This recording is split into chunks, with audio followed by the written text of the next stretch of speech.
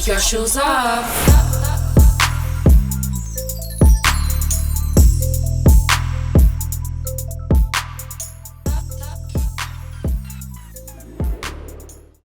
Oi, eu sou a Giovana. Eu sou a Júlia. E esse é o podcast Shoes Off. Toda segunda às 6 horas tem episódio novo no canal. Não deixem de se inscrever, compartilhar e ativar o sininho. E estamos aqui hoje com a Tati Sayeg. Seja muito bem-vinda. Obrigada meninas. A Tati tem 31 anos, ela é psicóloga, casada e atualmente o maior sonho dela é ser mãe. Aos 30 anos, poucas mulheres imaginam, né, que elas possam ter dificuldade de engravidar. Então a gente vai ter um pouco da história dela aqui contada para ajudar um pouco nesse processo que é pouco dito entre as mulheres. Então, Tati, primeira pergunta que eu queria te fazer: quanto tempo você tentou engravidar naturalmente, sem tratamento? Tá. Então, assim, nós casamos em março no civil, nossa festa era em agosto, e a gente decidiu liberar antes da festa de casamento. Ele falava que queria que eu entrasse grávida no casamento. Março do ano passado? Março de 23. 23. Estamos em 25, março de 23. E aí, não rolou, lógico, entrar grávida no casamento. Tentamos os primeiros 6 meses, assim, naturalmente, sem procurar médico, sem procurar ajuda, sem procurar nenhum diagnóstico. E aí eu comecei a sentir um incômodo e queria algumas respostas, acho que até por uma ansiedade, assim, desse momento de vida que é muito voltado para a mulher e para o corpo da mulher. Então, quando a gente fica menstruada, quando a gente percebe que não deu certo, é o nosso corpo que atesta esse resultado. Então, a gente tem que lidar com isso primeiro sozinha no nosso mundo, dentro do banheiro, e depois divulgar isso para o marido e para a família, ou para quem estiver acompanhando todo o processo. Então, por uma ansiedade muito mais minha do que do Rê, a gente buscou ajuda precocemente. Por quê? Para nossa faixa etária, dizem que o ideal é você tentar 1 ano engravidar antes de procurar alguma ajuda. Bom, fui atrás, comecei a investigar, descobri uma endometriose profunda, mas leve, assim, que não atrapalharia, estava num lugar, que o nome é profunda, tá? Mas tem muitas endometrioses que são profundas, mas estava na parede do útero, o médico falou, não se preocupe com isso, tal. Vai fazer alguns exames, entre eles estava o exame antimuleriano, que é um exame que faz uma contagem de óvulos. Então, a mulher nasce com um estoque de óvulos, vamos dizer assim, estou falando do jeito mais leigo possível, mas a gente nasce com um estoque que, inclusive, desde realmente do momento que a gente nasce, na hora do parto, a gente já tem esse estoque, e na primeira menstruação já vão muitos embora, e a cada menstruação, eles vão esgotando aos poucos, até chegar na menopausa. E tem mulheres que começam a esgotar esses óvulos precocemente. Algumas com explicação, outras sem explicação. E no meu caso, a hora que eu fiz esse exame, o meu antimuleriano estava baixíssimo. Foi assim, o maior baque. A hora que eu olhei aquele exame, eu falei, eu não sei o que eu faço, porque não depende nada de mim, então. Então, o que eu posso fazer para aumentar isso que tá aqui? Daí, joguei na hora no Google, comecei a pesquisar. Não tem o que ser feito. Você não tem como aumentar o seu estoque de óvulos no seu corpo. É isso, pronto, e acabou. Daí, a partir daí, meu chão caiu. Isso você tava há 6 meses tentando engravidar? Uns 5 meses e meio, vai, por aí. Entre outubro e dezembro de 23. E aí foi a hora que você procura, então, um médico para ver o que você vai fazer. O que tem que ser feito. Daí ele explica assim, bom, seguinte, Tati, você é nova, seu marido é novo, vocês têm uma boa alimentação, uma boa saúde, os exames do Renan, assim, ótimos, graças a Deus. Eu acho que, pessoalmente, no meu caso, eu preferia mesmo que a questão estivesse comigo do que com o Rê, porque eu acho que quando tá com o marido, com o companheiro, enfim, você tem que lidar com a sua dor e com a dor do outro também, de estar te fazendo passar por aquilo, vamos dizer assim.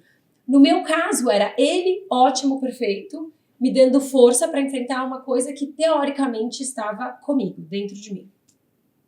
E eu mergulhei de cabeça nesse diagnóstico. Eu tenho uma amiga que fala que naquele dia eu me coloquei na maca. Eu vivi em torno desse diagnóstico, desse antimuleriano baixo.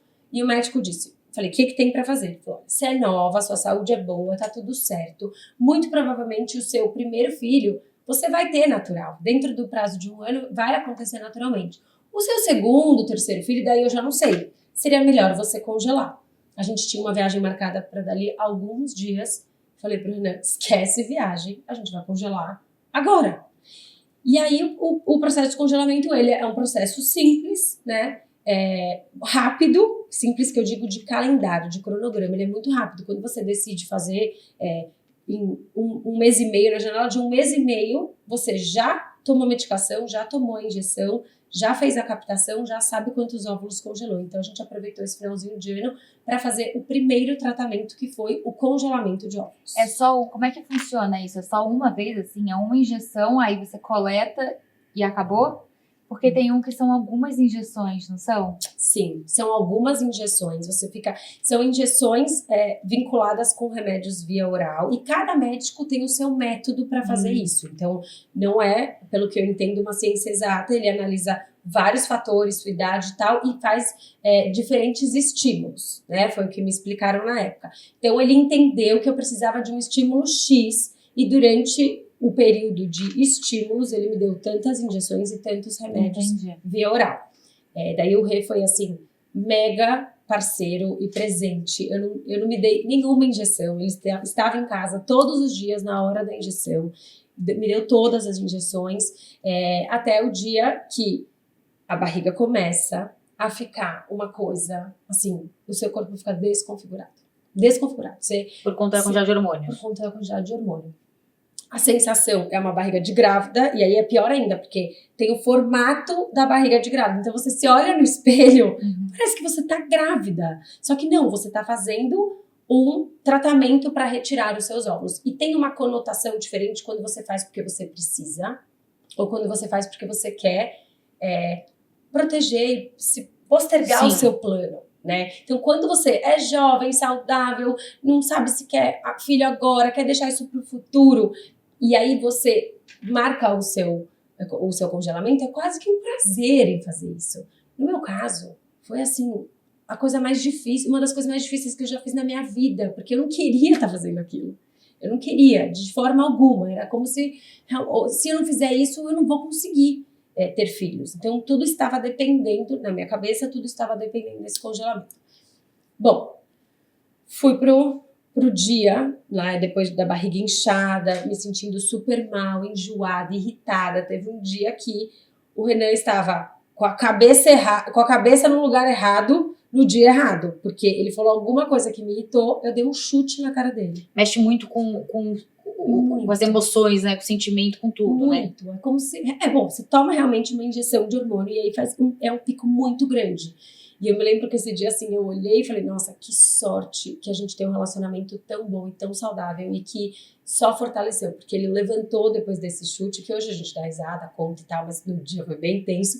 Ele levantou e fez assim, eu vou pra sala e já volto.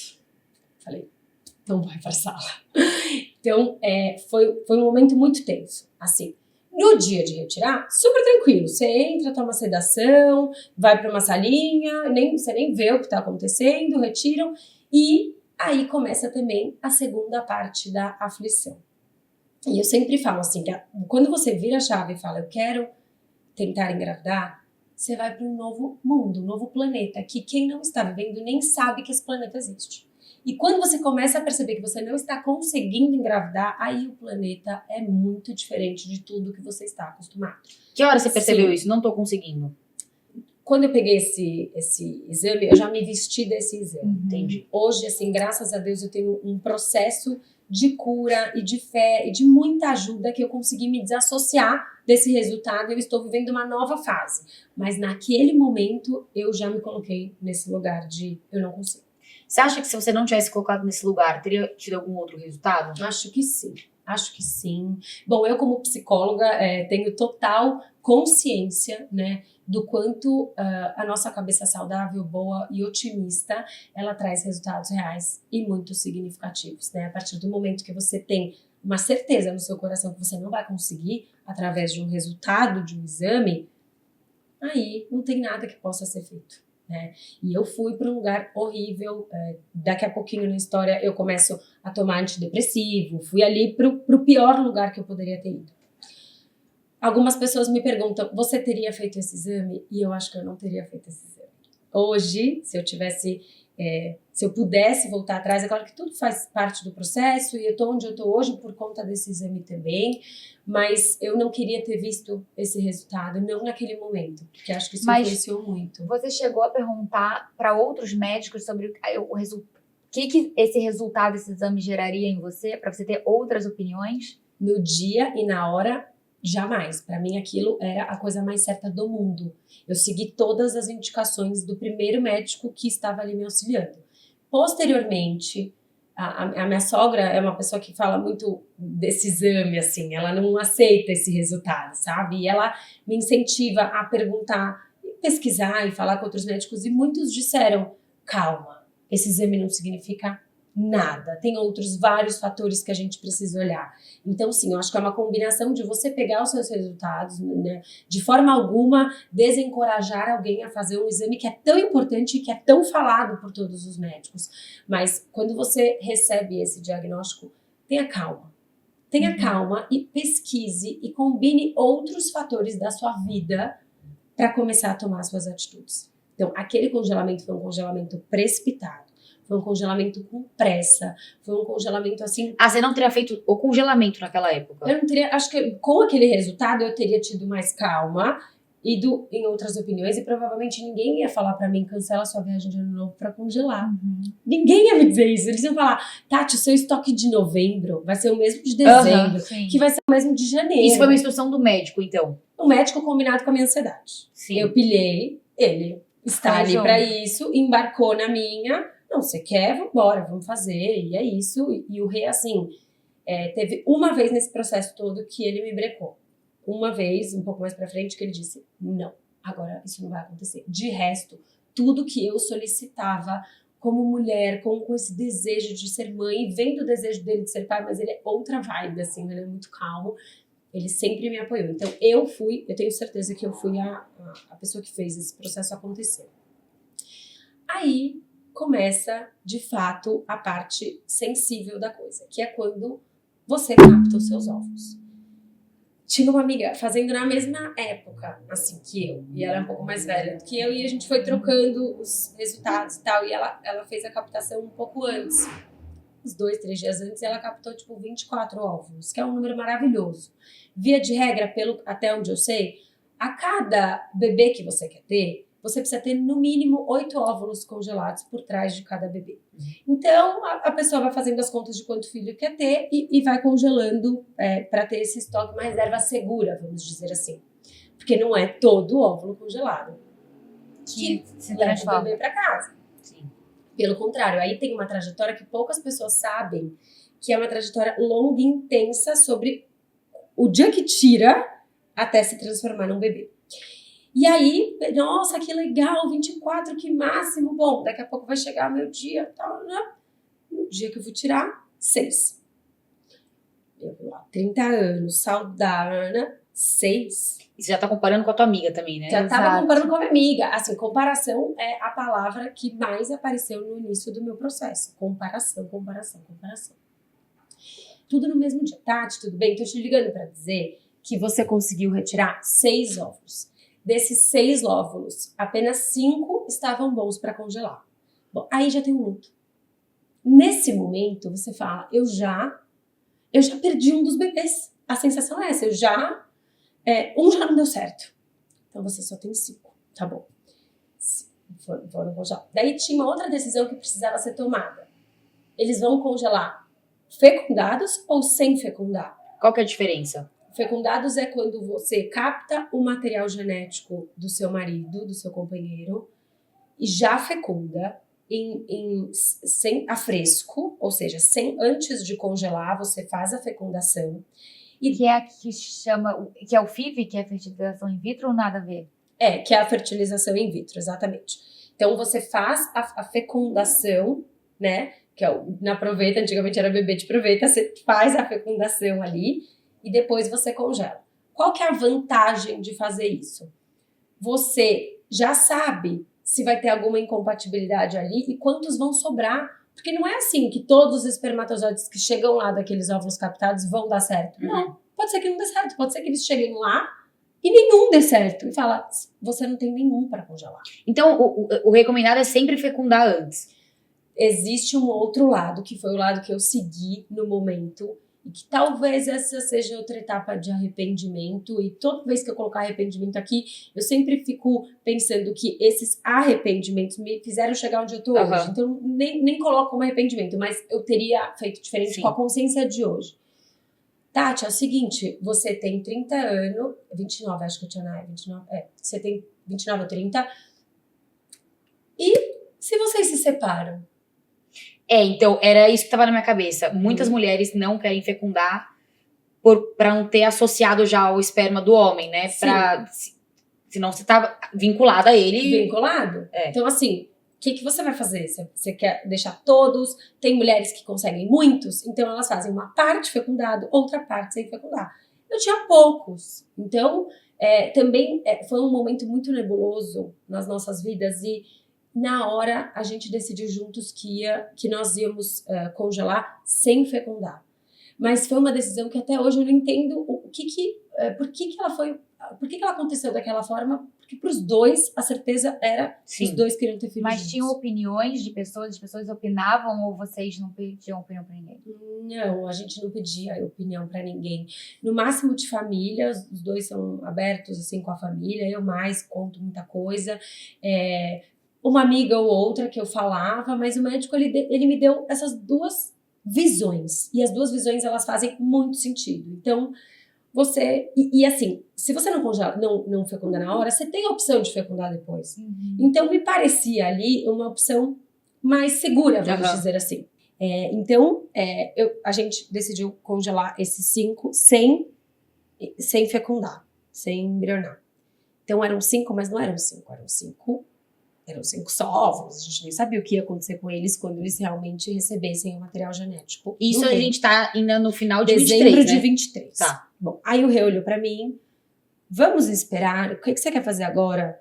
Vamos esperar 1 ano, né? Falei, não, tudo bem, vamos esperar 1 ano. Agora eu já tenho uma mini sensação de segurança, porque eu já deixei um pouquinho congelado ali. O médico até na hora disse, você congelou pouco, não quer entrar num ciclo e fazer de novo? Falei, jamais, isso aqui foi horrível, eu não quero passar por isso de novo, não vou fazer de novo. E é caro, né? É um procedimento muito caro, porque acho que as pessoas não têm noção que é caro. Não, é muito caro. Eu avalio que hoje a gente já gastou mais de 250 mil em tratamentos, assim, no geral. Agradeço muito aos meus pais e aos meus sogros, porque, assim, eles ajudaram demais a gente. Se não fossem eles, a gente não teria conseguido fazer. Então, essa primeira cartada aí, estimo que tenha sido uns 45, só esse primeiro momento, sem nem colocar nada. E a partir do momento que você faz, também tem a gavetinha do congelamento que você tem que comprar e a mensalidade que você paga, que nem é tão caro perto do tratamento. Nossa, eu não sabia disso. Sabia. Você tem que pagar o armazenamento, o congelamento. E eu ainda tinha uma noia, não sei se outras mulheres que congelam têm essa noia, que eu falava, se confundirem. Meu, e se confundirem, assim, o que a gente vai fazer? Não tem como saber, né? Sim. E aí, beleza, ficou lá guardadinho e começamos essa segunda nova etapa da nossa vida de tentar por mais 6 meses. Então, tinha um prazo, eu sempre trabalhei muito com prazos. Eu preciso de prazos. Então, eu falei, 6 meses, vai dar 1 ano, quando der 1 ano, a gente vê o que faz com esses óvulos congelados, caso a gente não consiga engravidar naturalmente. Esses 6 meses foram muito desafiadores, porque foi o boom de gravidez de muitas pessoas ao meu redor. Então, eu tive que lidar com muitas notícias de gestação que eu nem esperava, que eu nem sabia. E eu pensava, gente, tá tudo muito rápido, então as pessoas não têm dificuldade. Pelo menos as que estão aqui na minha patota, né? Que depois que eu fui descobrir o mundo afora. Mas no começo, quem que você pega de referência? A pessoa que tá do seu lado todos os dias, as suas amigas e tal. Então eu demorei para desbravar esse mundo, para ouvir outras pessoas que tinham passado por isso. Eu tava muito fechada naquele mundinho que eu vivia. E realmente, a maioria das minhas amigas engravidaram no 1º, 2º mês no máximo. E aí foi quando eu caí muito e que eu precisei entrar no antidepressivo. Aí fui para remédio. Assim, quem está tentando engravidar, eu vou dizer a minha experiência, mas eu conversei com outras pessoas que estão tentando também, e eu acho que quem não está tentando tem que saber disso. A pessoa que está tentando engravidar, ela não passa um dia sem pensar nisso. Não passa. Eu não passo talvez nem 2 horas do meu dia sem pensar nisso. É o dia inteiro isso martelando na minha cabeça. Então faz 1 ano e meio que eu penso nisso 24 horas por dia. No momento que muitas gestações começaram a acontecer ao mesmo tempo perto de mim, eu acho que esse número que eu pensava por dia, ele triplicou. E eu precisei tomar remédio como se fosse um amortecedor para esse momento. Porque eu falei, não, eu preciso segurar, tá vindo tudo muito forte, eu tô significando muito rápido. E acredito também que por ser psicóloga, eu não deixo as coisas passarem. Elas vêm, eu acolho, eu elaboro. Então eu não deixo a coisa muito, assim, solta. Então eu comecei a significar tudo. Fui parar no remédio. Chegamos no remédio, aí eu fiquei apática. Enquanto eu tava com a minha meta estabelecida. Só que imagina, isso não é saudável também, Sim. né? Eu já entrei num processo que também já não estava saudável para esse momento. E aí eu saí para conversar com uma grande amiga, com a Jana, contei para ela alguma coisa disso e não chorei. Eu sou bem emotiva. Não chorei. Aí ela fez assim, você tá esquisita. Como é que você me fala uma coisa dessa sem chorar? Eu falei, não, que eu tô medicada. Aí ela, putz, nossa, você não quer rever isso? Porque eu acho que você tá se perdendo um pouco da sua essência. Isso ficou na minha cabeça. E outras coisas começaram a acontecer tristes da vida, assim, delicadas da vida, e que eu não me emocionava mais. Falei, bom, cada um tem uma opinião a respeito de remédio. Eu sou super a favor de remédio. Acho que tem casos que realmente são mega necessários. Mas eu, Tati, lido da seguinte maneira. Isso tem começo, meio e fim. E quando essa amiga me deu esse toque, eu percebi que eu estava chegando no fim desse ciclo de tratamento, porque não é o jeito que eu gosto de viver. As pessoas ao seu redor estavam sabendo desse processo todo ou você escondia um pouco? Super. Eu sou bem aberta. Todo mundo sabia? Todo mundo sabia. Sou muito aberta. Então, assim, eu sou da seguinte opinião. Tem gente que fala, não conta que você vai viajar por causa de energia, olho gordo, de energia. energia. Gente, eu tenho Deus no meu coração, acima de qualquer coisa. Eu tenho a minha alma e meu espírito protegidos. Então, eu não tenho medo de inveja. Eu nunca tive. Então, eu sempre fui boca aberta desde pequenininha. Não acho que as coisas deixaram de acontecer na minha vida ou deram errado por conta de inveja ou de... Não é nem inveja, né? Porque nesse caso não teria como ter inveja dessa situação, mas de muita gente falando. Eu não ligo pra isso. Eu acho que a dor... Eu, Tati, gosto de compartilhar a dor o tanto quanto eu gosto de compartilhar a alegria. Eu sou a amiga que pega o telefone e fala, eu estou na merda, eu preciso de ajuda. Então, eu sempre soube pedir ajuda e nessa fase, então, mais ainda. Eu liguei muitas vezes para amigas e para familiares e falei, eu tô mal, não tô dando conta. Pro Rê, nem se fala, né? O Rê foi meu parceiraço nesse momento do remédio. Daí você perguntou se as pessoas sabiam. Então, todo mundo sabia tudo, contava tudo para todo mundo. Ninguém nunca me pressionou, eu nunca me senti pressionada, eu nunca me senti com expectativas. Sabe aquela coisa de ir numa reunião de família, ai, cadê o bebê? Nunca, isso não existe na minha vida. Isso que eu ia te perguntar, se as pessoas mais ajudaram ou não, né? Porque tem muita gente que não tem noção e que sai fazendo milhões de perguntas, eu imagino. Isso não aconteceu com você? Não, sempre com palavras carinhosas, dizendo que estavam ali pra mim, super disponíveis, e algumas até falavam, como eu te ajudo? E eu sempre falei, meninas, podem me perguntar, eu gosto que me perguntem, eu vou adorar receber uma mensagem perguntando como você tá hoje, porque vocês podem ter certeza que todo dia eu tô mal. Todo dia, e até hoje, eu tô falando agora abertamente pra vocês, não tem um dia que eu não fique mal por conta desse assunto. Tem um dia que eu não entre no banho, coloco uma música e penso nisso. Que eu entro no carro e imagino uma cadeirinha no banco de trás do carro. Que eu passo na frente de uma escola e me imagino levando meu filho na escola. Então não tem. E um dos conselhos que eu mais escutei é tenta desligar, tenta relaxar, né? Tenta tudo. Eu acho que eu não vou chegar lá. Eu acho que eu não vou chegar nesse dia de dizer eu não penso mais nisso. Eu não acho. Não acho que é meu perfil. E esse sonho me alimenta, de alguma forma. Então, assim, quando eu encosto a cabeça no travesseiro e imagino a minha família, quando a gente senta e eu repasso a mão na minha barriga e a gente fala de nome de filho e a gente imagina qual vai ser a primeira viagem e como que a gente vai se organizar financeiramente para isso acontecer, eu estou alimentando meu sonho, de alguma forma. Então, acho que eu não tenho nem interesse em virar essa chave e parar de pensar nisso, apesar de eu saber que tem influência, claro, no nível de ansiedade. Bom, então todo mundo sabia, as minhas amigas sempre souberam, muitas perguntaram como eu estava, outras resolveram deixar o meu espaço, e aí dá para pensar assim, poxa, você disse que você queria ajuda, e elas se afastaram mesmo assim, cada um entrega o que pode, cada um faz do jeito que tem certeza no coração que vai ser o melhor jeito. Porque aquela pessoa que tem aversão a perguntas, dificilmente ela vai te perguntar alguma coisa. Mas você aceitou isso bem ou é uma coisa que em você hoje te incomoda? Essas Não, amigas... aceitei super bem. Ah, super ótimo. bem. Então, tipo, eu sei exatamente as pessoas que nunca, que eu amo muito e que eu continuo amando, mas que nunca chegaram perto de mim e falaram, Tati, como você tá? Uhum. E eu não acho nada de ruim, porque eu conheço o perfil e sei que elas odiariam essa pergunta. Sim. Então eu sei que eu tô em orações, eu sei que eu tô em pensamentos, eu sei que eu tô dentro daquela pessoa, mas algumas não É a cabeça de psicólogo, né? Entende muito o outro É. lado. não manejaram e não foram presentes da forma como eu gostaria, mas eu senti a presença. Parei o remédio. Agora não lembro se foi antes ou depois de dar 1 ano, mas eu parei o remédio. Quando eu parei o remédio, eu falei, bom, agora pode ser que eu volte a sentir uma dor muito forte. Eu preciso estar preparada para isso. Eu não senti essa dor.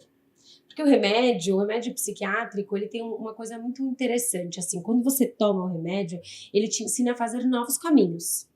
E quando você tira o remédio, esses caminhos estão aprendidos.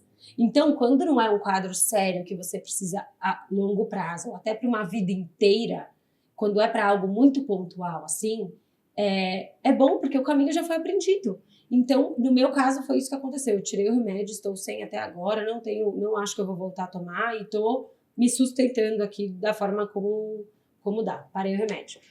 Deu 1 ano, eu já estava assim, tipo, 11 meses e 20 dias, 12 meses.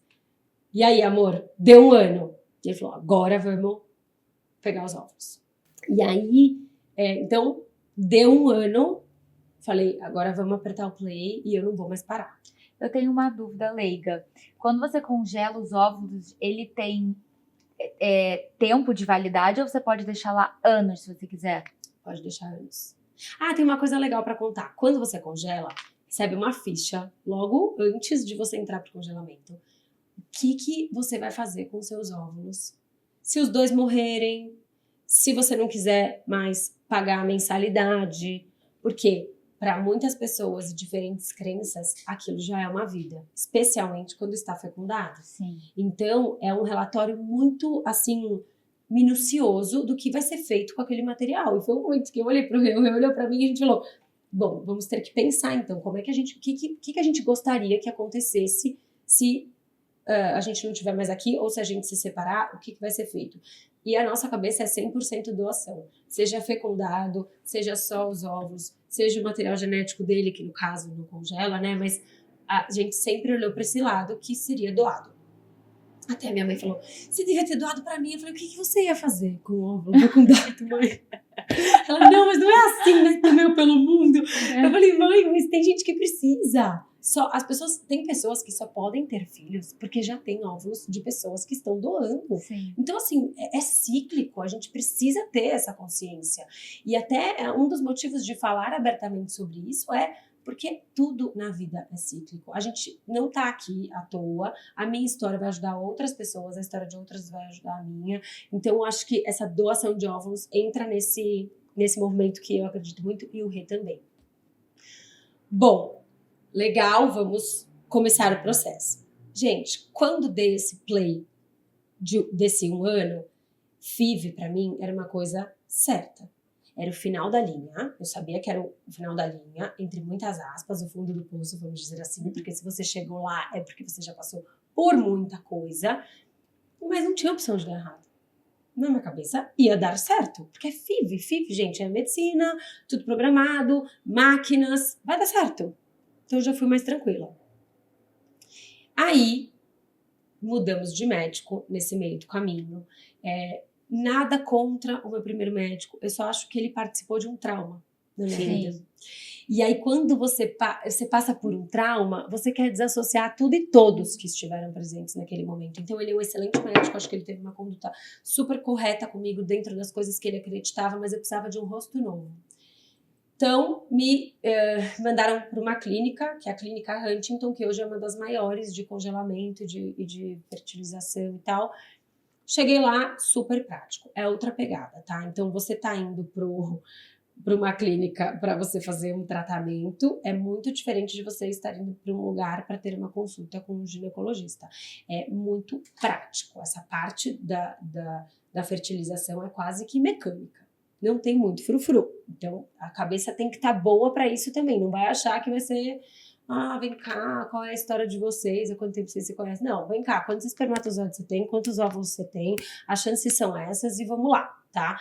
Adoro os médicos de lá e dei a sorte de ter carinho, né? Troca de carinho com eles.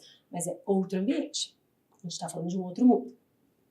E aí, então tá, vamos pegar os meus óvulos que estavam congelados lá no Fleury e trazer para a Clínica Huntington. Isso também já é uma etapa que assusta. Não, mas eu vou descongelar para depois congelar. E se puxar a gaveta errada, quem vai acompanhar esse caminhão? E eu tava, acho que tava fora do Brasil. A minha mãe falou, descobre o horário que o carro vai sair, que eu vou escoltar. Eu falei, mas não vai ter o que fazer, mãe. Esse escolta não vai dar em nada. E engraçado como cada um lida diferente. Enquanto a minha mãe se entregou muito pro tema, o meu pai, ele olha pra mim e fala, qualquer coisa que você precisar, eu estou aqui. Mas ele não consegue falar com você. Então, cada um... E é o que eu tava falando, não é porque ele me ama menos, não é porque ele não cuida de mim, é porque... Cada um lida de cada uma um forma. lida de um jeito. E aí... Os óvulos vieram, chegaram, tal. O Renan foi lá ser feliz na salinha e captar os espermatozoides dele, tal. Nesse dia começa um processo afresco. O que é afresco? É quando você descongela o material genético. Então começou o descongelamento dos meus óvulos, tipo 7 da manhã. 9 da manhã o Renan foi lá e fez o que ele tinha que fazer. Tudo protocolado, certinho. Tudo protocolado, tudo. 9 da manhã ele foi lá, fez o que tinha que fazer, fecundou. Aí, quando fecunda, eles oferecem ou o embriologista observar, ou você colocá-los dentro de uma máquina que observa esse processo. Depois eu posso deixar o vídeo do processo, que é uma coisa impressionante. Nossa, gente, nunca vi. É impressionante. Mostra entrando, se dividindo e gerando novas células. É lindo. E aí...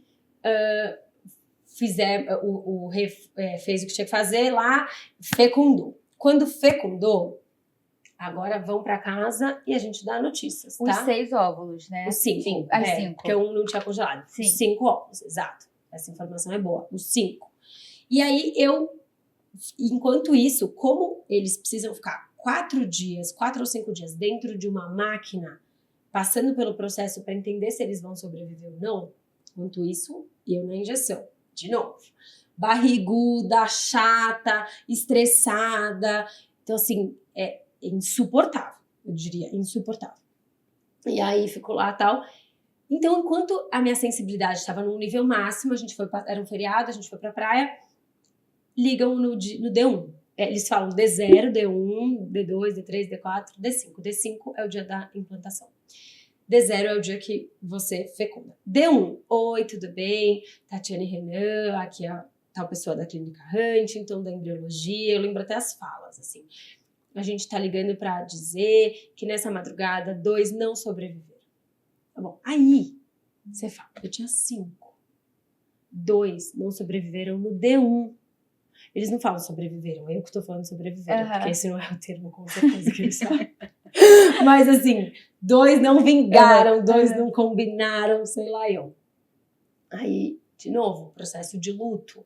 Só que esse é um luto um pouco mais rápido. Depois eu tenho uma outra coisa pra falar do luto dentro do ciclo menstrual que é bizarro. Depois eu volto pra falar. Mas, enfim, não tenho esses 2 mais. E já estavam embrionados, então já era uma vida, já era um bebê, já era nosso. Putz, aí começa.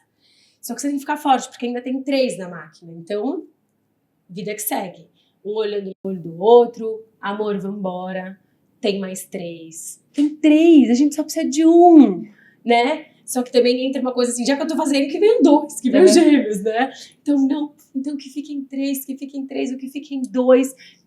Dia seguinte, oi, Tatiana. Não, era um dia sim, um dia não. Falei, olha, deixa eu falar uma coisa pra vocês. Eu respeito o protocolo, mas pra mim vai ser um dia sim, um dia sim. Eu entendo vocês e tal, mas eu vou ligar todo dia. Abria, tipo, 7 da manhã, 7h01. No D2 eu já tava ligando. Oi, aqui é a Tatiana, você pode olhar minha máquina? Tipo, é quase que isso, assim. Você pode ir lá perto. Tá, daqui a pouco o embriologista vai te ligar. Tá tudo bem, os 3 estão aqui. Beleza. No D3, Tati, 1 não vingou. Agora você só tem 2. E a gente não vai mais te dar notícias. Porque essa etapa final é a mais importante. Agora a gente só se vê na clínica no D5 quando você vier colocar e a gente te fala quantos ficaram. Se por acaso não tiver ficado nenhum, obviamente a gente te liga antes pra você nem ter o trabalho de vir aqui. Bom, vocês podem imaginar, não dormi, né? não dormi, não comi, tava assim, fiquei completamente nesse. E aí, uma coisa interessante de falar, percebam que assim, enquanto eu passo tudo isso, a vida continua. Né? Eu ia perguntar sobre o seu trabalho nesse Meu momento. trabalho é a minha bênção, o meu trabalho é a minha salvação. Porque o meu trabalho, assim, eu atendo mais ou menos de 8 a 9 pacientes por dia. Então, as consultas duram 50 minutos com 10 minutos de intervalo. Eu não tenho tempo para pensar em outra coisa. Uhum. Então, graças a Deus, quando eu tô no consultório, eu estou no consultório de corpo e alma. E eu não estou pensando nisso. Nos 10 minutos já não garanto. E antes e depois é 100% do tempo pensando nisso. Então, no meu trabalho não atrapalhou em nada. O que atrapalhou foi, vou precisar faltar, vou precisar ficar de repouso, vou precisar isso e aquilo. Os seus pacientes sabiam que estavam nesse processo? Algumas mães que eu tenho mais intimidade, eu contei. Outras não, porque não cabia, assim, sabe? O processo de terapia, apesar de ser muito vinculado, existe uma distância, assim, profissional. E aí, então, chegamos no D5. Assim, gente, eu amei fazer FIV. Juro, eu amei. Eu achei tudo muito legal. O dia, eu colocando a roupa. Então, vingou até então esses dois. Então, eu não sabia. No D5 que eu ia descobrir se tinha ficado 1 ou 2. Mas se não te ligaram, se não me ligaram, porque tinha pelo menos 1. Sim. E quando eu entrei, aquela energia, eu falei, gente, que legal fazer FIV. E já tinham me falado. E o que significa fazer a FIV? Colocar. Não sei se o que você achou legal? Tipo, você achou legal o colocar? O colocar. Que eu falei, eu vou ver. E já tinham me falado, isso é um dado muito interessante. Todo embrião que chega na parede do útero, ele emite uma luz para qualquer pessoa. Ele emite uma luz interna. E quando você tá fazendo FIV, a luz aparece na tela. Ah, então você tá assistindo. Eu tô assistindo tudo. Você tá acordada assistindo esse processo. Tô assistindo tudo. Entendi. Pra tirar, você não tá acordada. Pra colocar, você tá.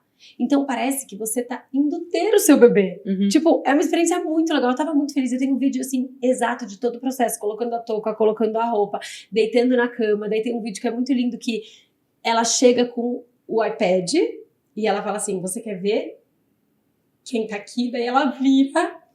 Isso é o vídeo, um time-lapse dos 2 embriões se desenvolvendo. E ela falou, você tem 2, os 2 estão aqui. E agora a gente precisa decidir se vocês querem colocar 1 ou se vocês só querem colocar 2. Imagina, a gente nem precisou pensar. Sim. Coloca os 2. Aí esse dia também é um dia que vem uma notícia desafiadora, porque o embrião tem uma classificação. 1A, 2A, 3A, 4A, 5A. Tipo, a qualidade dele. A qualidade dele, se ele tá bom, se ele tem... Uma dúvida, você já sabe o sexo?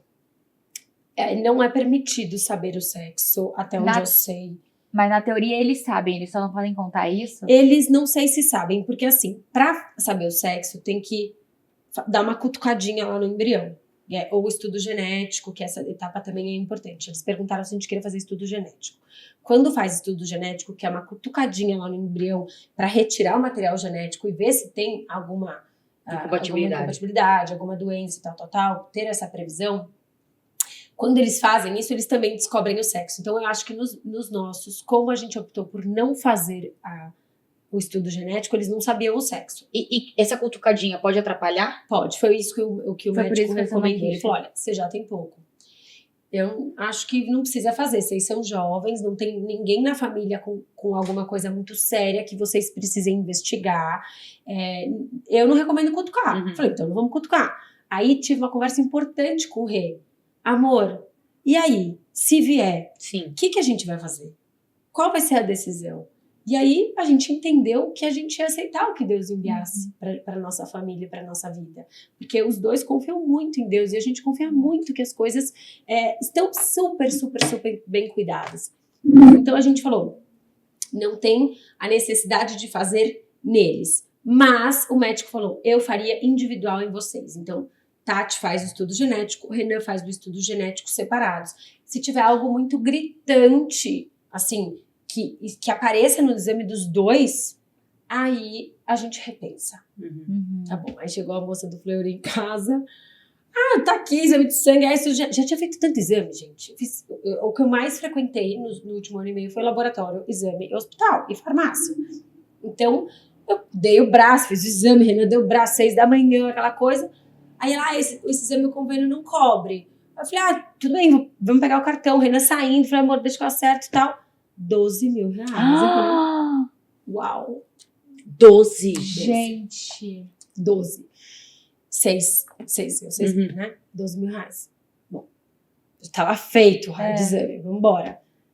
Vai lá. Fora que se eu quisesse, esse é o exame que custaria para nós dois dessa forma que eu falei.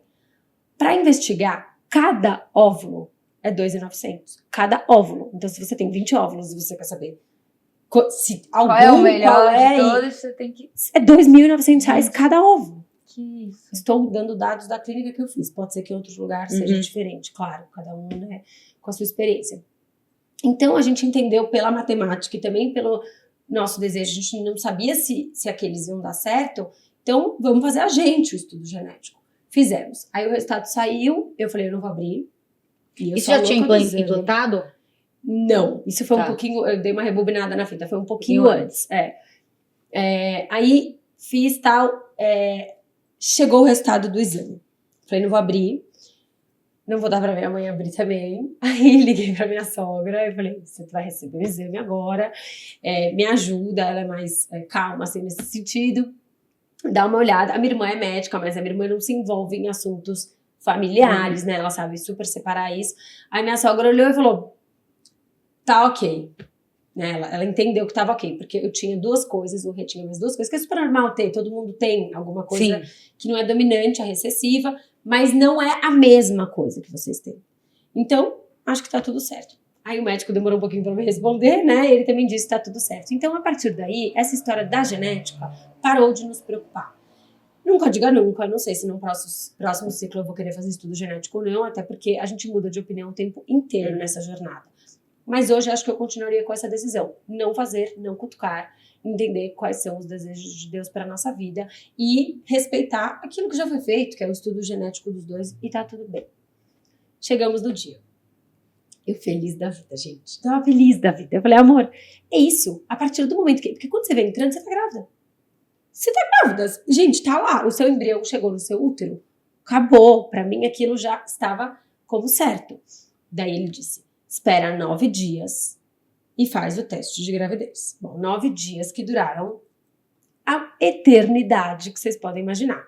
E tem que ficar mais quietinha, tem que ficar deitada, não pode fazer exercício físico, não pode ficar indo pra lá e pra cá. Então foram uns dias que eu fiquei bem sem trabalhar, a cabeça mais vazia e tal. No 9º dia, eu fiz o teste de gravidez positivo. Falei, tô grávida. Contei pro Rê, na maior felicidade do planeta. Já tínhamos tudo preparado, como a gente queria contar para cada pessoa da família e tal. Começamos a embrulhar as coisas, a fazer tudo. A gente foi direto para casa dos meus pais, contamos para eles, fizemos FaceTime com os meus irmãos, começamos a contar. E aí eu perdi. Quantos dias depois? Muito rápido.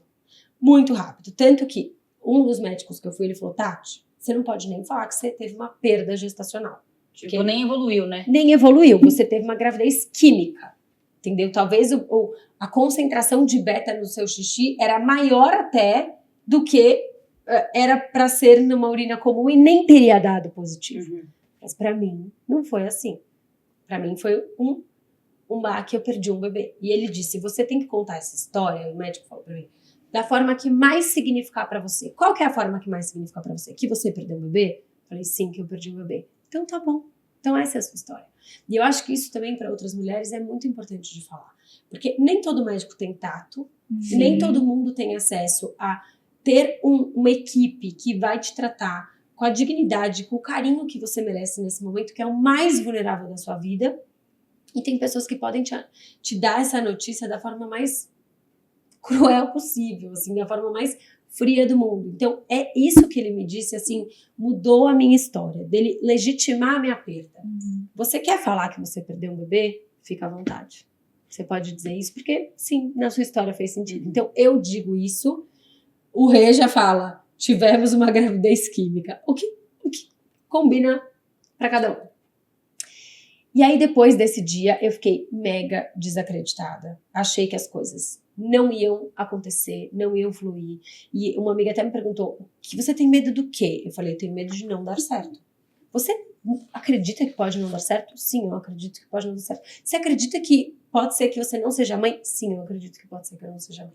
Então, se você perguntar assim, o seu fundo do poço qual é? O seu pior medo qual é? É não conseguir. É não ser mãe. É não chegar lá. O Rê tem outra visão. Qual é o seu maior medo? Talvez demorar mais um pouquinho, ver a Tati sofrer, não queria que ela sofresse. Você acha que pode não dar certo? Jamais. Tenho certeza absoluta que pode dar certo. Então, temos essa diferença, assim, de encarar. Depois disso, que foi em junho de 24, começamos a pensar, e agora? Porque a gente gastou todos os óvulos. Gastamos todos, não tem mais. Porque se tivesse um estoque, era só no mês seguinte ir lá e fazer o mesmo processo que eu acabei de contar. Que era só chegar lá, fazer o que tinha que fazer e voltar pra casa e ver o que Se ia vingar. Se ia vingar. Bom, foi um baque enorme pra mim. Acho que de todo esse processo, obviamente, foi o maior. Porque, como eu falei, eu não acho que eu serei a pessoa que vou esperar os 3 meses para contar, porque eu, de novo, não acho que alguma coisa possa influenciar no quanto eu sou abençoada e o quanto as coisas já estão programadas para acontecer da melhor forma possível na minha vida. Eu não acredito nisso. Então, contei para as amigas também, nesses 3 dias que tudo isso aconteceu. E só não contamos para a família do Rê, porque estava todo mundo viajando e a gente queria contar ao vivo. Mas a ideia era realmente contar logo de cara pra todo mundo. Aí vivi o luto da perda. Aí foi a primeira vez nesse processo todo que eu me fechei. E quando eu me fecho, aí as pessoas mais próximas de mim sabem que é porque a coisa tá muito feia. Tá muito feia, que o botão de emergência assim foi ativado com força. De não responder às pessoas, eu não queria, assim, que o mundo existisse. Eu não queria que nada existisse em volta de mim. Eu não queria nada, eu queria... Sabe quando você é adolescente, daí você tem uma decepção e você fala, eu quero fazer intercâmbio? Porque eu quero, assim, que tudo suma. Eu quero que os meus amigos sumam. Eu quero que a vida das pessoas sumam. Não quero nada, não quero me comparar, não quero mais saber, não quero nada. Eu queria ficar ali na minha, num buraco escuro, eu e o Rê, e é isso. E aí eu parei de responder todo mundo, fiquei um tempo distante, que eu digo assim, gente, uma semana, assim, distante e tal. E aí que eu fui mais ainda no meu processo de fé e de autoconhecimento e de cura. E aí eu peguei uma outra rota para essa história. E eu não estaria tão espiritualizada quanto eu tô hoje se eu não tivesse passado por tudo que eu passei. Assim, eu tive um momento de precisar dessa força espiritual quando meu pai ficou internado com Covid e que ele quase morreu. Foi a primeira vez que eu precisei dessa força. E aí depois isso não parou mais, mas dessa vez eu falei, a gente tem muito claro na nossa cabeça, assim, Deus se envolveu comigo, eu me envolvi com Deus tão forte, mas de uma forma tão intensa, porque a minha alma já sabia que eu ia passar por isso. E se eu não tivesse Deus no meu coração nesse momento, eu não estaria aguentando, eu não estaria suportando. Assim, acho que eu teria vontade realmente de não existir mais. Então, eu resolvi pegar essa outra rota e foi quando o Rê fez a intervenção que eu tinha comentado com vocês, que ele olhou pra mim e falou assim, agora chega.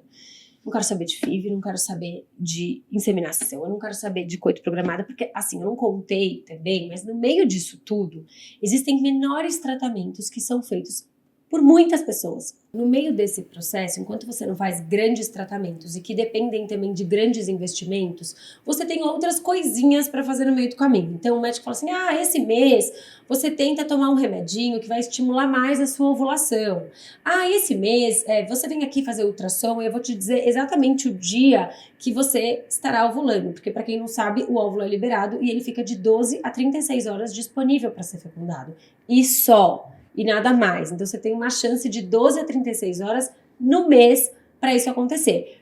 Se você não conhece o seu corpo, não se percebe, não sabe quando você está ovulando ou não tem um ciclo programado, fica muito mais difícil de saber quando essa janela acontece. Então tem esse recurso médico que você vai lá no ultrassom, não, ainda não.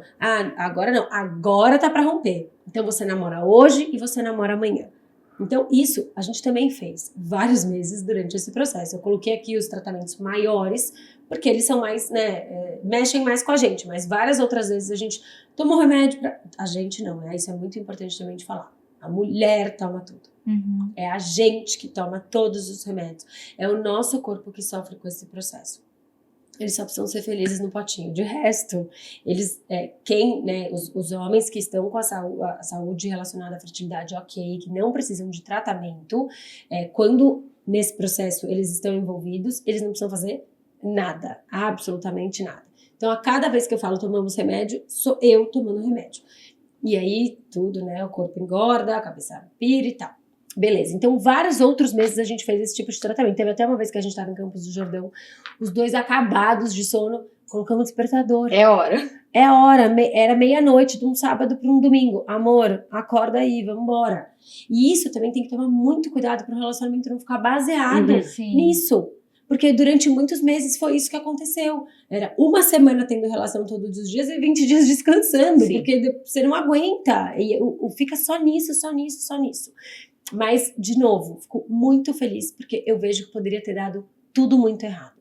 Poderia ter dado injeção de saco, poderia ter dado... Putz, acabei de casar, essa mulher chata na minha orelha. Poderia ter acontecido muita coisa. Eu poderia ter olhado para ele e falado, você não tá embarcando tanto assim? Tantas coisas poderiam ter acontecido. Então, eu fico muito feliz que o nosso caso foi um caso realmente de muita união e muita fé juntos no processo. Então, assim que a gente perdeu, o Rê pediu para eu dar um tempo nesse assunto, para nós darmos um tempo nesse assunto, e eu tentei dar um tempo nesse assunto. Até que em outubro, durou pouco, porque foi julho, chegou em outubro, eu prometi que eu ia esperar 6 meses nesse tempo, chegou em outubro, um dia no carro, na estrada, porque assim, quando você menstrua, a sua chave vira. O que acontece dentro do ciclo? Você fica menstruado, você está no D1 do seu ciclo. Então, você sabe que naquele momento você não pode engravidar. Beleza. Aí vem o período fértil, que é o período da esperança, que é o período da alegria, que é o período do namoro, que é o período que você se imagina mãe, que é o período que você mentaliza, coloca a mão na barriga, faz oração, faz meditação, pede para todo mundo orar. Aí tem o período da espera, que é entre a ovulação e a menstruação, que é o período da ansiedade, da agonia, tudo. E quando eu falo o período da ansiedade, da agonia, não é que você pensa uma vez por dia. O seu dia é tomado por todos esses sentimentos que eu trouxe aqui. Daí, isso tá falando na mulher normal? Tá. Mulher que quer engravidar normalmente. E que tá pensando nisso, né? Querendo isso. Aí vem o dia da menstruação. O dia da menstruação é o pior dia, porque você percebe que você não engravidou. Então você tá com aquele luto de que tudo que eu acabei de viver foi por água abaixo, só que é o dia que eu tenho que pensar em agir, porque se eu quiser fazer qualquer tratamento, seja ele qual for, grande ou pequeno, é no D1 da menstruação que isso é decidido. Então você tem que ter, o seu luto ele tem que ser muito rápido, porque você menstrua e você já decide. Ou tudo bem, você pode esperar pra decidir, mas se você esperar, você perde um mês. Uhum. Então assim, eu menstruei dia 1 de março, eu não vou fazer nada em março, mas agora você só vai poder fazer alguma coisa de novo na outra. Você vai querer perder um mês? E um mês, gente, um mês é a preciosidade.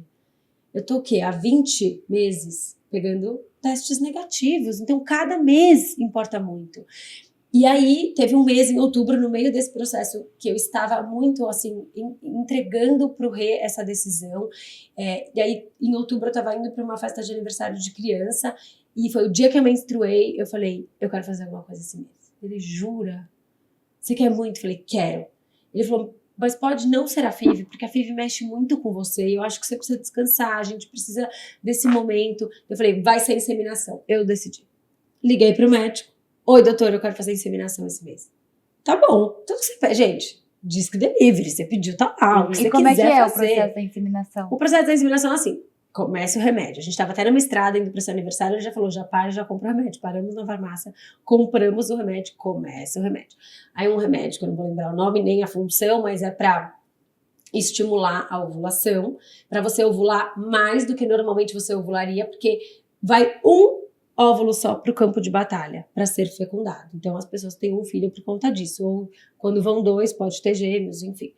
E aí, quando você toma esse remédio, pode ir 1, 2, 3 para o campo de batalha para ser fecundado. Então você aumenta a sua chance de engravidar. E qual que é a diferença da inseminação para a FIV? A FIV, ele fecunda fora do corpo e coloca dentro do corpo, já direto grudado na parede do útero, ali já no ambiente útero. A inseminação você chega lá no seu dia mais fértil, o seu companheiro faz o que tem que fazer no potinho, eles colocam E botam dentro de você. e colocam dentro de você. E aí os espermatozoides, eles correm o fluxo normal, que já correriam dentro de você, com uma ajudinha extra, porque tá indo mais profundo com esse aparelho, e tem mais chances de chegar lá. E aí eu lembro que assim, eu precisava de um óvulo pra engravidar, tive 3, dá pra ver no ultrassom. E também é caro esse procedimento? Caro, tipo 12, 13, 14, com os remédios 17, tudo caro. Aí o Rê precisava, tipo, de X espermatozoides, ele teve 10 vezes o que precisava. Falei, gente, é isso. E eu ainda tinha feito uma corrente de oração com as minhas amigas nesse dia. Fiz um grupo de WhatsApp, pedi oração, orem por mim, vamos se encontrar todo mundo virtualmente às 10 da manhã, cada um no seu lugar, não no Zoom nem nada, cada um na sua casa. Por favor, pensem em mim às 10 da manhã, orem por mim, que eu acredito muito no poder da oração. Todas as minhas amigas lá orando por nós e tal. E aí eu falei, Deus, eu tenho todas as imagens desse processo, depois eu mostro pra vocês. Falei, Deus, por favor, se o Senhor estiver comigo nesse momento, eu preciso ver uma borboleta azul. Porque Deus fala comigo através de borboletas, sempre foi assim, tanto que meu presente das madrinhas era uma camiseta com uma borboleta azul, das madrinhas do meu casamento. E aí eu cheguei na sala da FIV, as 2 instrumentadoras tinham 2 tatuagens de borboleta azul. Gente, tô arrepiada. Eu também. E era uma coisa muito específica, né? Borboleta azul. E aí, eu falei, se der certo ou se der errado, se essa porta estiver aberta ou se essa porta estiver fechada, eu tô com Deus. Ele tá comigo. Tipo, era o que tinha que acontecer. Era o que tinha que acontecer. E eu tenho muita clareza quando eu peço coisas, que eu mais agradeço do que peço, mas quando eu peço, eu sei que eu não tô pedindo que aconteça o que eu quero, eu tô pedindo que aconteça o melhor pra mim. E aquele sinal, quando eu vi, eu poderia ter interpretado, pronto. Deu certo. Deu certo. Eu não interpretei assim. Eu interpretei, eu estou cuidada. Eu estou cuidada. Deus tá com a gente. Foi o maior chororô na sala. Eu tenho foto, assim, das borboletas. E eu passei 10 dias esperando o resultado. E nesses 10 dias eu vi borboleta todos os dias. E eu tenho foto de todas as borboletas que eu vi. Gente. No colar da Teca Toscano, que é uma grande amiga que eu faço talk meditation com ela. Colar de borboleta. Uma moça que veio falar comigo no clube que tinha uma borboleta enorme. Daí no domingo a gente foi na igreja, eu e o Rê. E a moça da nossa frente estava com o colar de borboleta virado para trás e ela estava com o cabelo pro lado e só deu a borboleta na nossa frente. Gente, eu tô Tenho arrepiada. todas essas, tem uma pasta no meu celular escrito sinais, porque foram exatamente os sinais que eu recebi e vi borboleta todos os dias e eu falava se der certo ou se der errado. A gente já sabe Que tá nos planos de Deus. que tá nos planos de Deus e que ele tá cuidando da gente.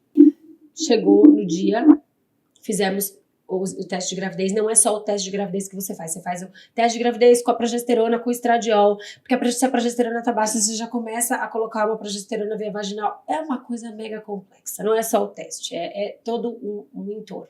Só que eu tava otimista, tinha muito espermatozoide, tinha muito óvulo, tinham esses sinais, eu estava otimista nesse momento.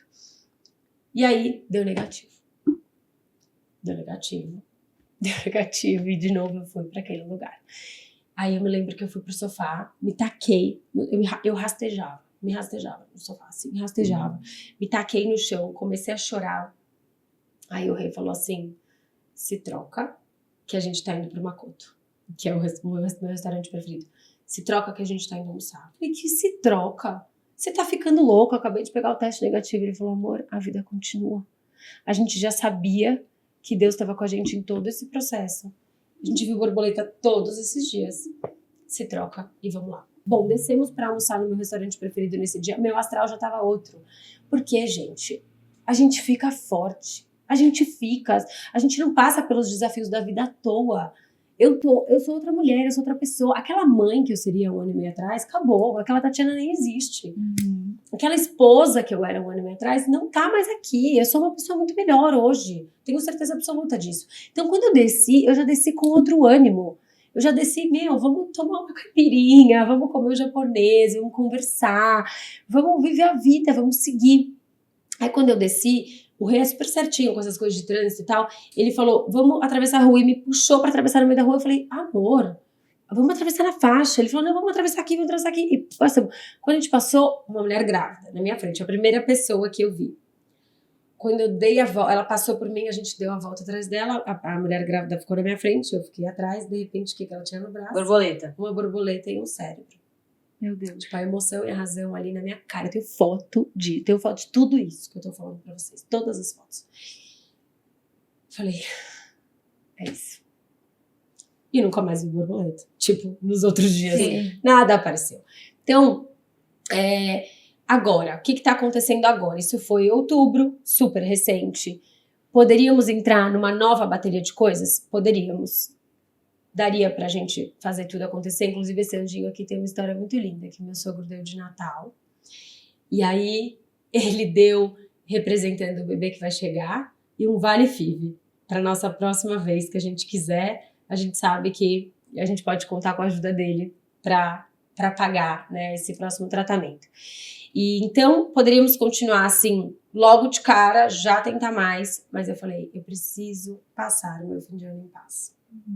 Eu preciso passar o meu aniversário em paz, que eu faço dia 21 de dezembro, o meu Natal, o meu Ano Novo. Eu preciso de uma nova cara, porque o Ano Novo passado eu passei completamente desconfigurada. Eu tive que, no Ano Novo, usar uma saída de praia, porque minhas roupas não fechavam. Eu coloquei um vestidão, assim, longo, branco. Então eu falei assim, eu preciso de outra vibe para esse início de ano. Então, agora estamos em fevereiro de 2025. O plano era fazer a FIV agora, mas de repente eu olhei no meu calendário e vi que eu tinha uma viagem por mês. Para você estar aqui, para você fazer, você precisa estar no lugar que você vai fazer pelo menos um mês seguido, para dar tempo de fazer, né, para eles te acompanharem de perto, porque enquanto você vai, você tem que ficar indo lá fazer exame todos os dias. Um dia sim, um dia não. E quando eu vi, a minha agenda estava só para maio. Em outras épocas, eu teria cancelado tudo. Teria cancelado a minha viagem, que eu vou semana que vem, teria cancelado meu carnaval, teria cancelado o aniversário do meu sogro, que é em abril. A maio, imagina, tá muito longe. Gente, nada acontece por acaso. Então, de novo, eu estou numa fase de entrega. E de entender que o calendário sempre foi esse.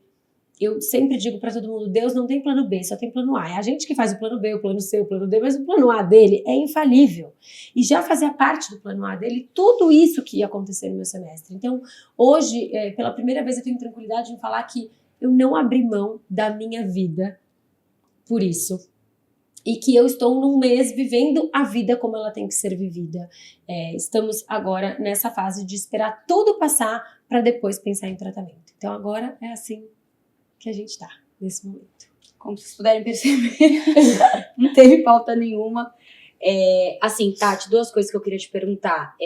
A primeira, antes da gente entrar na gravação, né, você falou a respeito do WhatsApp, eu queria que você falasse isso para as pessoas. O quanto que você teve que um pouco... Instagram? Do Instagram. Do Instagram. No Instagram, se ausentar do Instagram, desse mundo que é automático, né, nos compararmos, para que você tivesse paz. Primeiro que assim, a gente tá vivendo numa era que todo mundo sabe o que o algoritmo faz. Isso já é, né, conhecido, tem filme, documentário, todo mundo fala sobre isso. Então a gente sabe que o celular, ele tem essa capacidade de colocar na nossa frente tudo que a gente tá querendo. Seja uma blusa, seja uma experiência, seja uma viagem, o que for. Então, eu fui pega pelo algoritmo. Eu entrei nessa armadilha. O meu Instagram, a minha For You, ela não tinha mais nada, eu juro. Clicava na lupa, não tinha nada que não fosse roupa de bebê, mulheres grávidas, chá revelação e pessoas que estavam descobrindo a gravidez. Então, aquilo era a minha For You. Eu entrava na rede social e era aquilo que eu via. Paralelamente a isso, né, que o algoritmo do Instagram, eu via a vida das minhas amigas e das pessoas ao meu redor. Assim, claro, tem muitas que não estão nessa fase, mas estou falando de um grupo específico que sim está nessa fase, vivendo isso, e são muitas pessoas ou amigos de amigos que estão nessa fase do engravidar. Então eu via aquilo o tempo todo. Parecia assim, desventuras em série. Eu entrava no Instagram, eu entrava com ânimo, a hora que eu saía, eu tava sugada, eu tava triste, eu tava me comparando, e eu percebia que até eu criava intrigas dentro de casa, porque eu já não tinha mais onde descontar essa insatisfação toda. Quando eu vi, eu tava brigando com o Renan por besteira, sabe? Ainda bem que ele é uma pessoa muito equilibrada, que ele fala, calma, você tá brigando comigo pelo quê mesmo? Vamos voltar? Então eu percebi que isso estava dominando a minha vida. Em conversa com uma amiga que ela falou, então fora do Instagram, fiquei com bode esse mês, tá sendo ótimo. Eu falei, gente, como eu não pensei nisso antes? E aí eu saí do Instagram. Mas assim, não que eu tenha ficado aquela pessoa completamente alienada e sem distração, porque eu baixei o TikTok, e o TikTok tem uma vantagem, pelo menos pra mim. Eu não sigo ninguém no TikTok. Então, se eu não dou informações pro meu TikTok, ele não sabe o que eu gosto, o que eu não gosto. Eu não sigo, eu não curto, eu não salvo. Então, eu uso o TikTok, tipo... Só pra ver mesmo. Distração. E aparece totalmente... Coisas Coisas totalmente aleatórias. Sim. Não tem um nicho o meu TikTok, entendeu? Até depois eu fiz uns vídeos e postei, mas também não tem como atrair esse assunto. Então, eu percebi como realmente a rede social ela tem esse poder na nossa vida. Adoro distração, acho super importante, ainda como psicóloga falo isso, a gente precisa ter um momento na nossa vida de off e besteira e o que for, mas o Instagram, que é vinculado com a vida das pessoas e uma vitrine de que cada um posta o que quer, e tudo bem, cada um posta o que quer, não quer compartilhar a tristeza, beleza, mas esse processo que eu tô vivendo é pouco falado, principalmente por pessoas conhecidas, então eu falei, preciso me afastar. Em abril vai fazer 1 ano que eu tô sem Instagram. E tem que estar forte, né, pra estar fora do Instagram, porque hoje em dia é o que rege as nossas vidas. Sim. E a outra coisa que eu queria te perguntar, você falou muito, né, do Renan, que é o seu marido, e você deixa claro o quanto foi importante, né, o papel dele nessa situação toda. Tem muitas mulheres que não têm a sorte de ter um parceiro. Qual foi a maior diferença, assim, que ele fez na sua vida, e o que você falaria pra uma pessoa que não tem esse alicerce, que é o parceiro do lado? Acho que agora é a hora que eu realmente me emociono de verdade nessa história toda, porque a gente, no relacionamento, nós dois passamos por muitos momentos que um precisou ajudar o outro. Então, no começo do relacionamento, era um momento que eu me doava mais para ele, nesse sentido de ajuda, de alavancar, e de pensar por dois, e de abdicar pelo outro.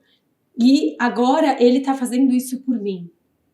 Então, ter alguém do seu lado que faça isso por você, seja seu marido, seu companheiro, sua melhor amiga, sua mãe, é fundamental neste processo. Ele é a diferença na minha vida, ele faz a diferença na minha vida todos os dias. Ele tem todas as habilidades que eu não tenho para lidar com isso. Olha como Deus é perfeito. Ele colocou na minha vida uma pessoa que tem naturalmente, sem esforços, todas as habilidades que eu precisava para lidar com isso. E em outra época da vida era ao contrário, ele precisava de mim e eu tinha todas aquelas habilidades. Então, claro, a gente sempre fala, vigiem as escolhas, né? Façam as escolhas conscientes, porque a escolha de uma pessoa para se ter ao lado, ela impacta nessas horas, e não quando você está sentado, fazendo uma viagem, sentado num restaurante, é nessa hora. Quando a gente fala de casamento, tem muita coisa boa, mas tem esses perrengues que, cara, se você não tem um ao outro, você não tem nada, nada. Então fez absolutamente toda a diferença no processo, vem fazendo, e o que essa situação transformou a nossa relação foi algo surreal, assim. Surreal, de nível de intimidade, nível de promessa, porque você fala assim, se eu tô passando isso com você e é tudo que a gente mais quer na vida, que venha o que vier. O mais difícil a gente já tá enfrentando, agora vem o que vier. A gente já sabe que a nossa casa foi construída na rocha, que nada vai abalar, essa é a maior prova, então agora podem vir os desafios que nós dois estamos prontos para enfrentar. Então tem alguém para contar. E outra coisa, pedir ajuda não é fácil, é uma habilidade e um treino. Eu falo assim, nesse contexto, que é como se você estivesse numa relação sexual. Ai, mas ele não faz o que eu gosto. Você falou que você gosta? Uhum. Ah, mas ele não sabe que... Não é meio óbvio? Não, não é óbvio. Como que você quer que o seu marido te ajude? Você quer que ele todo dia pergunte pra você como você tá? Então fala pra ele. Amor, eu preciso que você todo dia me pergunte como eu tô. Amor, eu preciso que você tenha o meu aplicativo baixado no seu celular pra você ver o dia que eu vou menstruar e pra você entrar no banheiro comigo todos os momentos que eu estiver entrando no banheiro. Então, se a gente não comunica, isso não só pra marido e mulher, pra amiga também. Sabe, a gente tem que comunicar. Eu gosto de ajuda assim. Você pode me ajudar desse jeito? Esperar que alguém te ajude sem você comunicar, nos dias de hoje, gente, com a vida corrida que a gente tem, não dá. Então, assim, se você tem alguém do seu lado que você sabe que você pode contar, comunique a forma como você quer ser ajudado e a relação vai explodir. É isso que eu tenho pra dizer. Pensei em mais uma, assim, minha última pergunta. Você acha que tem um limite? Tipo, não conseguir engravidar é uma coisa que as pessoas não falam e a maioria das mulheres perdem, né? Pra conseguir ter o primeiro, muita mulher perde, isso não é falado. Sim. Ainda mais quando tá num processo durante algum tempo mais longo, né? Longo é muito relativo, que é longo pra mim, né, pra você e vice-versa, mas uma coisa um pouco mais longa. E aí fala menos ainda, né? Porque não quer ficar dando satisfação, não quer que as pessoas fiquem perguntando, não quer falar repetidamente que não deu certo. Você acha que tem um limite? Tipo assim, eu vou tentar até aqui, porque a partir daqui eu tenho que abrir mão, a partir daqui eu vou adotar, a partir daqui eu não vou ter filho. Tem um limite ou você acha que isso você tem que tentar até você conseguir? Acho que é extremamente pessoal, porque essa jornada ela pode destruir com o seu psicológico e com a sua vida. Então, a minha sugestão é, enquanto você tenta, não esqueça de se cuidar. Porque se você não se cuidar, o seu limite ele vai chegar muito rápido. Eu tenho Deus no meu coração. Essa é a minha crença, é a minha fé. E eu tenho a certeza que Ele não quer que eu desista disso. Então, para mim, essa história não tem limite nenhum. Se eu tiver que chegar em etapa de doação de óvulo, de material genético, estou falando isso sem conversar com o Renan, tá? Estou falando Tati. Se eu tiver que chegar nessa etapa ou de adotar uma criança para ser mãe, eu não tenho limite. Eu vou ser mãe de uma forma ou de outra. Isso vai acontecer na minha vida. Mas, quando você percebe que o seu limite está chegando, você, mulher que está passando por isso, dá uma pausa e vê se você está cuidando do seu lado emocional. Porque uma coisa está completamente conectada com outra, né? Então, o limite tem limite do corpo, tem um limite que a gente não escolhe, que é quando o médico diz não vai dar. Esse limite a gente não tem que fazer. Se você tem fé no coração, você segue. Mas se você não acredita, né, você para. Então, é extremamente pessoal e eu, Tati, não tenho esse limite. Você recomenda que as mulheres façam esse exame sobre os óvulos, tá certo falar assim? O estoque de óvulos. Isso, mais cedo?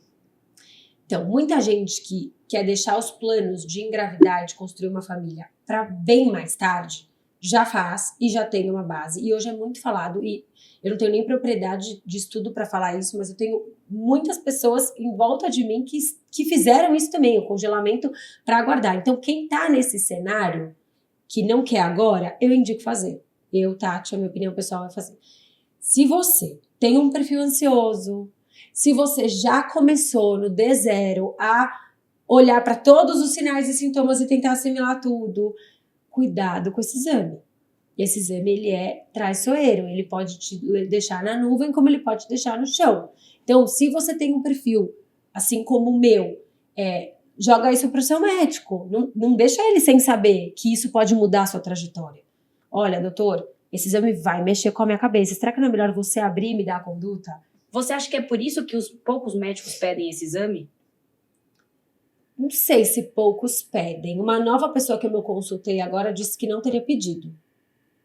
Não sei se tem esse dado, se poucos ou muitos pedem. Não, porque uma seguidora mandou pra gente, que ela falou assim, eu não entendo por que eles não colocam esse exame já no check-up. Que ela ainda virou e falou que ela quis fazer e falaram pra ela não fazer. Será que é por conta disso? Talvez mexa com a parte psicológica. Com certeza. Eu acho que os médicos que optam por isso é por conta desse cenário. Se eles olham uma mulher jovem, tem uma contagem que chama contagem de folículos antrais, que você vê quantos folículos estão ali perto do campo de batalha, bem leigo que eu tô falando, tá? Mas é mais ou menos isso. Se ele vê que tá tudo isso muito ok, pra que ele vai te submeter a esse exame e mudar completamente o rumo da sua história? Sim. Então, acho que quando o médico fala pra você não faça, existe um cuidado por trás, ainda mais se ele já observou o seu perfil, né? A gente parte do princípio que estamos indo em médicos que nós confiamos, e se a gente confia, a gente precisa realmente fechar o olho e confiar e seguir a conduta médica. E tem uma coisa também agora que eu lembrei quando vocês falaram disso. Gente, uma mulher tentante, ela é tentante desde o dia que ela começa a tentar. Virar para uma pessoa e falar, ai, mas você tá tentando só há 3 meses, esquece. Se uma mulher quer muito ter filho, a primeira menstruação, ela já é horrorosa. Ela já é muito cruel. Então, a tentante, porque esse título de tentante parece que a pessoa tem que estar tentando há muito tempo. Ah, ela é tentante, tá mais de um ano tentando engravidar, é tentante. Não, virou a chave, começou, você está tentando, você é uma tentante. Então, também aproveitar para essa dica e esse cuidado. Cada um encara essa jornada de uma forma diferente. Amei. Também.